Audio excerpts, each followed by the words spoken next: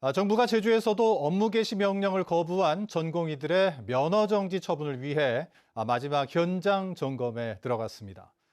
전공의들의 복귀는 미미한 가운데 조만간 면허 정지 사전 통지서가 발부될 것으로 보입니다. 김하은 기자입니다.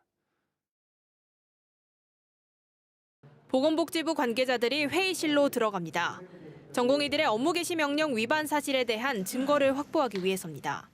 오늘 확인한 내역들만 좀 말씀 부탁드립니다. 아유, 죄송합니다. 같은 시간 한라병원도 방문해 3시간 가까이 전공의들의 출입 시간과 근무 시간이 일치하는지 세세하게 점검했습니다. 사실상 면허 정지 처분 절차가 본격화된 겁니다.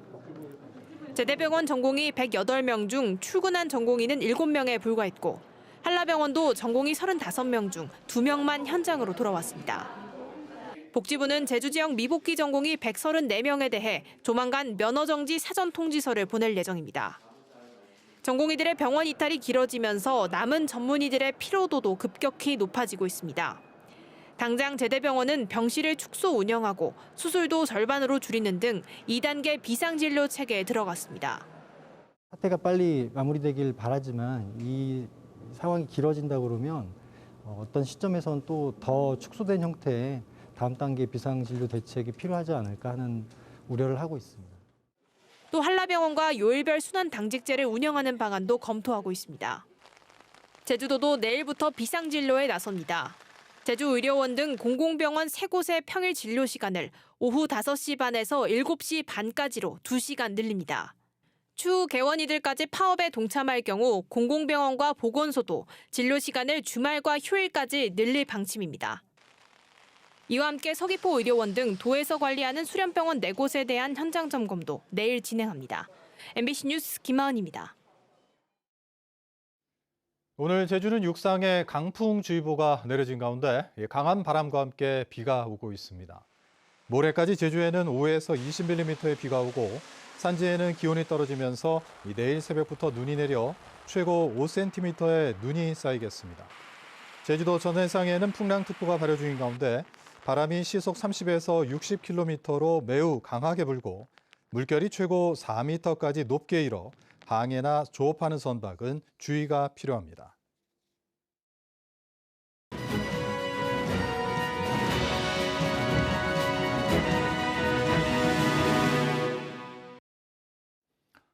공천이 보류되면서 논란이 컸던 제주시 갑선거구에 국민의힘이 결국 전략 공천 카드를 꺼내 들었습니다.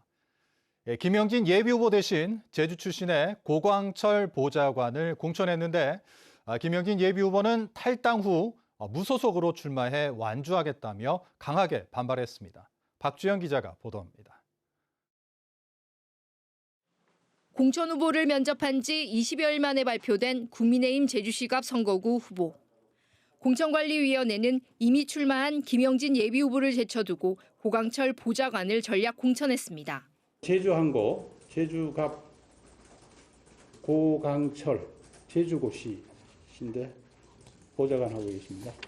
고광철 보좌관은 제주시 조천읍 함덕리 출신으로 현경대 전 국회의원 선거를 도우며 정치에 입문해 정가뷴, 권명호 의원실 등에서 19년째 보좌관을 맡고 있습니다.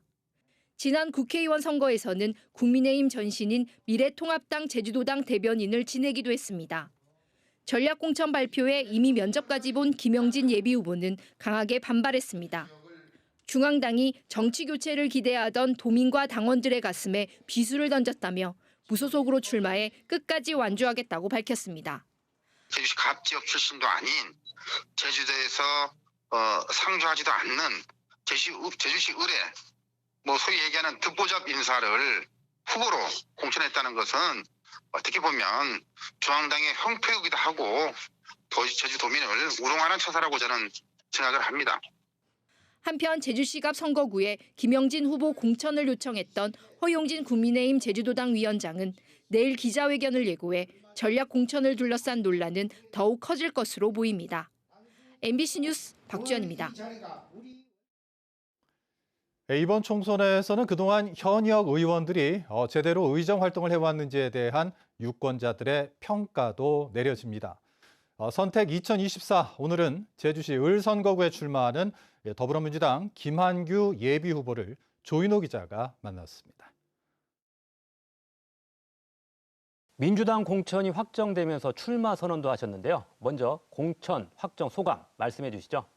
2년 전 제가 보궐선거에 출마했을 때 저를 키워주신 제주도민들께서 제가 일할 기회를 주신다면 정말 최선을 다해 국회의원으로서 의정활동하겠다라고 약속드렸었는데요. 다행히 도민들께서 선택해 주셨고 지난 2년 동안 정말 누구보다 열심히 일했다고 자부합니다. 그래서 저희 더불어민주당에서 제 노력을 좋게 평가하셔서 다시 한번 출마할 수 있는 기회를 주셨는데요. 이번에는 선거 과정을 통해서 도민들과 함께 제주의 미래의 모습을 한번 고민하는 시간을 가져보겠다라는 계획을 갖고 있습니다. 민주당 공천 파동에 대해서 유권자들의 관심도 큽니다. 이번 공천 공정했다고 생각하시나요? 저는 원래 정치 제도보다 인물이 더 중요하다고 생각합니다.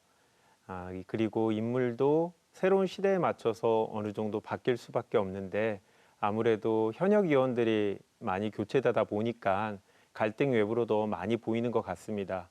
제가 아쉬운 점은 조금 더 그 과정을 국민들한테 잘 설명을 했으면 지금보다는 불만도 줄어들고 국민들도 납득할 수 있었을 텐데 그런 부분이 좀 아쉽고요. 일부 매우 안타깝거나 아쉬운 분들 또 억울한 분들도 있겠지만 그래도 저는 저희 8년 동안 계속되어 온 시스템에 따라서 당원과 국민들의 의사가 우선적으로 반영된 공천이 아니었나 싶습니다. 현역 의원으로서 이제 도전자들의 집중 공격을 받게 될 텐데 어떤 선거 전략 갖고 계십니까? 이번 선거는 윤석열 정부가 제대로 일하고 있는가 이에 대한 평가가 선거의 관건이라고 생각합니다.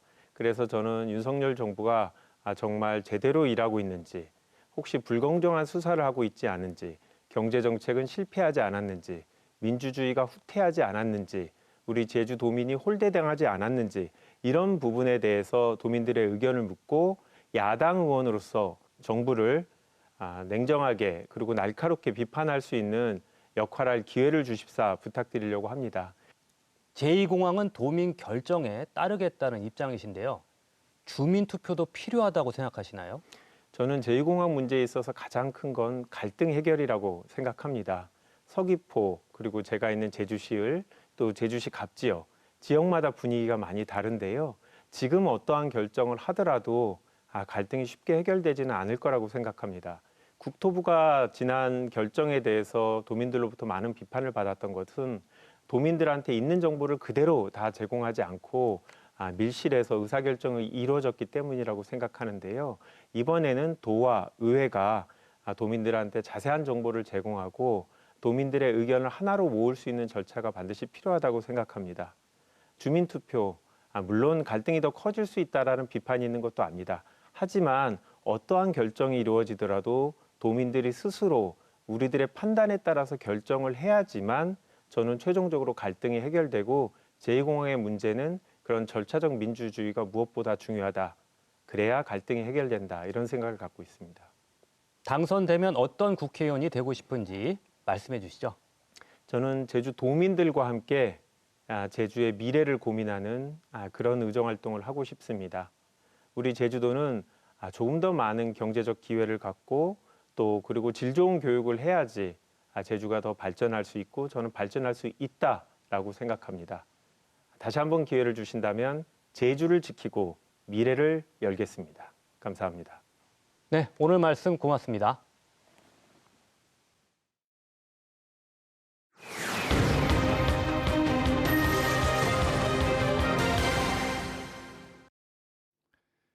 제주에도 여성 창업자들을 돕기 위한 종합지원센터가 운영돼 사무실을 구하기 어려운 예비 창업자들이 큰 도움을 받고 있는데요. 그런데 사무실을 임대해주던 지원센터가 갑자기 9월까지 사무실을 비우라고 해 예비 창업자들이 피해를 호소하고 있습니다. 제보는 MBC 이소연 기자입니다. 여성들의 창업을 돕기 위해 운영되는 여성기업 종합지원센터 제주센터. 한 달에 15만 원 안팎의 임대료와 관리비만 받고 6개 업체에 사무실을 빌려주고 있습니다. 그런데 최근 업체들은 9월까지 사무실을 비우라는 내용을 전달받았습니다. 개선 부분을 같이 좀 논의하고 진행했으면 좋았을 텐데 다양한 여성 창업 기업들이 있는데 그런 분들이 좀 이런 입주 기회를 못 받게 되는 건 아닌가 약간 그런 점이 있어요. 예비 창업자들이 사무실을 비워야 하는 건 지원센터가 건물을 불법으로 사용했기 때문. 해당 층은 교육 연구 시설로 학원과 같은 시설이 쓰여야 하지만 이처럼 사무실 용도로 사용되고 있습니다. 제주시는 해당 건물이 지상 1층을 무단 중축하고 지상 4층은 용도를 변경했다며 시정 명령을 내렸습니다. 입주팀들이 사용하는 4층이 불법 사용 처분을 받으면서 사무실을 비워야 하는 상황인 겁니다. 문제는 이 같은 위반 사실을 센터가 알고도 입주자를 모집해 왔다는 겁니다. 2015년 경으로 저희가 기억을 하고 있습니다. 업무 시설에 기반한 용도가 아니기 때문에 여러 번 보고가 있었던 걸로 그렇게 알고 있습니다. 지원센터 서울 본회는 건축물 용도상 교육 업종만 가능하다는 내용을 알고 있지만 수요가 없어 다른 업종까지 확대해 입주자를 모집했고 담당자가 퇴사해 불법 사용 시기는 모른다고 설명했습니다. 문제가 불거지자 중소벤처기업부는 제주센터에 기관 경고와 시정 요구를 내리고 이달 말까지 조치 결과를 보고하라고 서울 본회에 통보했습니다. 제주에서 여성 예비 창업자들이 공유 사무실을 지원받는 곳은 이곳 지원센터 한 곳. 건물 매입과 공사 비용 등으로 14억 원의 보조금이 지원됐습니다. MBC 뉴스 이소연입니다. 올해 노지감귤의 새싹이 트는 시기가 평년보다 빠를 것으로 예측됐습니다. 제주도 농업기술원에 따르면 올해 노지감귤 새싹 트임 시기는 평년보다 8일 빨라 제주시가 28일과 29일, 서귀포시는 26일과 27일 발화가 전망됩니다. 농업기술원은 어린 순과 꽃봉오리가 서리 피해를 입으면 새순과 꽃이 늦게 펴 수량이 감소할 수 있다며 비가림 하우스의 경우 창을 모두 열고 가지치기 시기를 늦춰야 한다고 당부했습니다. 제주국제자유도시개발센터 JDC가 올해 8,712억 원을 투입해 글로컬 도시 환경을 조성하고 제주형 산업 경쟁력을 확보하는 주요 업무 계획을 발표했습니다. JDC는 5번째 국제학교의 연내 착공을 지원하고 국제학교 NLCS의 운영권을 민간에 이전하겠다고 밝혔습니다. 또 헬스케어 타운 정상화를 위해 기본 계획을 재수립하고 첨단과 기술단지 2단지를 상반기에 착공하겠다는 계획을 내놓았습니다. 이와 함께 신화역사공원 제2지구 사업계획을 확정하고 스마트 혁신도시와 혁신물류단지를 추진하며 휴양용 주거단지 토지 분쟁을 해결해 정상화 계획을 마련하겠다고 밝혔습니다. 미분양 주택 물량이 계속 늘어날 경우 신규 주택 승인을 제한하는 방안이 검토되고 있습니다. 제주도는 사업 승인 5년이 지난 주택 건설 사업장은 승인 취소를 검토하고 미분양 물량이 계속 늘어날 경우에는 신규 주택 승인 제한을 검토해 추진하기로 했습니다. 또 기존 주택 매입 단가 범위 안에 있는 준공 후 미분양 주택은 공공 매입 방안도 검토합니다.